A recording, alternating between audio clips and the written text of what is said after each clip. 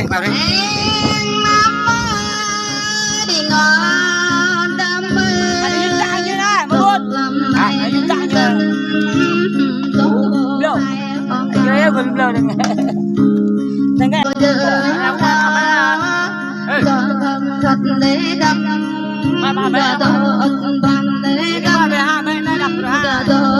Belum belum dengar. Thao đó.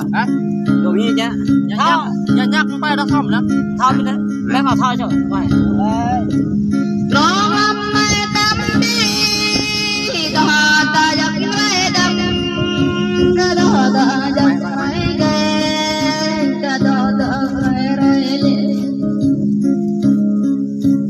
mẹ hai quay hoa đấy bị điếu phải chơi có tặng lên heo lên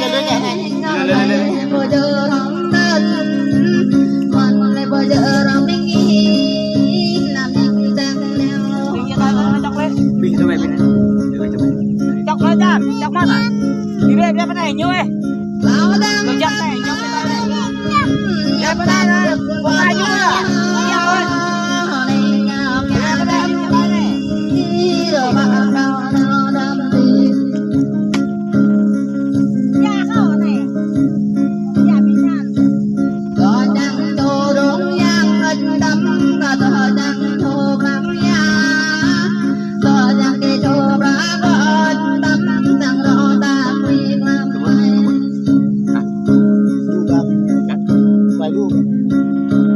ở đây quay lúa cái gì cho em thằng đó đây thằng cái này hay lưu một thằng to đấy ơi thằng siêu thằng đó mẹ bắt tay nào mẹ nó quen nó là coi chứ như quay thằng đó nó sang đây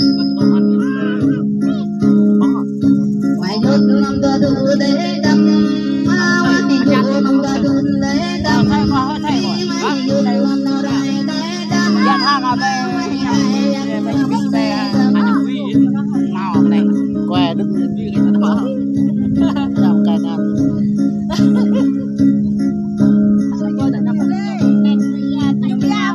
mà đặt đây đấy chơi đi nữa cái đó làm cái tay á không phải đó ô kẹo bạc nhiều cái đó cái như tôi tao tôi đâu đi ra tôi cái đó đi về đó Hãy